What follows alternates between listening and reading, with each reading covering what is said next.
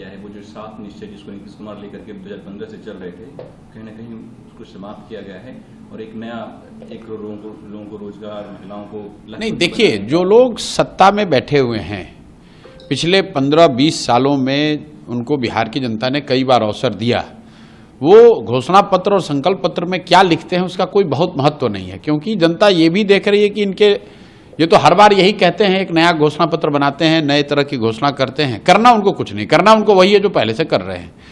और जो बिहार की स्थिति अभी है, आप इन सारे संकल्प पत्र और घोषणा पत्रों के बाद भी देश के सबसे गरीब और पिछड़े राज्य हैं। 50 लाख से ज़्यादा बच्चे अभी भी छठ में किस तरीके से, कितनी दुर्दशा से वापस लौटे हैं, ये पूरे देश ने अभी देखा है, 5 दिन पहले देखा है। तो ये तो इन संकल्प पत्रों के, घोषणा पत्रों के, वादों के, प्रण के पीछे का जो झूठ है उसको दिखाता है। इसका कोई महत्व नहीं है और मुझे नहीं लगता है कि बिहार में कोई ये देख भी रहा है कि आरजेडी का या एनडीए का, जदयू का क्या संकल्प पत्र है या क्या घोषणा पत्र है। ये मोदी और राहुल गांधी के स्पीच को आप कैसे असेस करेंगे, क्योंकि जो दोनों दल के नेता है एक दूसरे पर आरोप लगा रहे हैं कि वो मुझे गाली दे रहे हैं, वो मुझे गाली दे रहे हैं, जो बिहार नहीं, मैं तो जिसकी बात आप कर रहे हैं उसकी चर्चाएं नहीं हो रही। मैं तो ये बात पिछले 2-2.5-3 महीनों से कह रहा हूं कि राहुल गांधी और मोदी तो अपनी लड़ाई लड़ रहे हैं, एक दूसरे पर आरोप प्रत्यारोप लगा रहे हैं। बिहार के बारे में ना राहुल गांधी बोल रहे हैं ना मोदी जी बोल रहे हैं।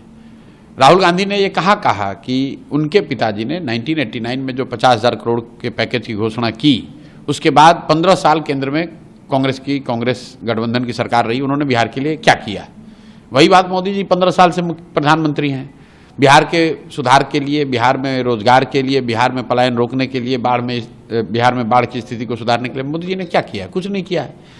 तो गलती राहुल गांधी और मोदी की नहीं है, गलती अगर हमारी आपकी है, क्योंकि अगर हम लोग फिर भी इनको देखने समझने के बाद भी जाकर इनको वोट देंगे तो अगले 5 साल भी आप उसी कुव्यवस्था में रहिएगा जिस कुव्यवस्था में आप पिछले कई वर्षों से जी रहे हैं। अभी तक लोगों का यह कहना था कि हमारे पास विकल्प नहीं है, तो अब विकल्प आ गया। अब आपको लालू के डर से नीतीश भाजपा और भाजपा के डर से लालू जी को वोट देने की जरूरत नहीं है। आपके पास जन स्वराज का विकल्प है, अच्छे लोगों का विकल्प है। अगर आप इसके बाद भी उस विकल्प को छोड़कर पुराने ढर्रे पर चलेंगे तो अपने बच्चों के लिए, अपने परिवार के लिए, खुद के लिए भ्रष्टाचार और पलायन वाली राजनीति और व्यवस्था अपील आप युवाओं से कर रहे हैं को लेकर चलिए। जो आप पलायन करके जो युवा जो छठ में आए हैं बिहार, उससे जो आप अपील कर रहे हैं वही अपनी तेजस्वी यादव भी कर रहे हैं कि आप रुकिए, 11 तक वोट देकर जाइए, हमारी सरकार नहीं। तेजस्वी यादव ये कह रहे हैं कि आप रुकिए, हमको सरकार हमको बनाइए, और हम लोग ये कह रहे हैं कि भाई पहली बार आपकी किसी ने बात की है, आप यहाँ आए हो, आपके दर्द को हम लोग समझते हैं, और उस दर्द से, उस पीड़ा से अगर निकलना है तो आपको जिम्मेवारी लेनी है।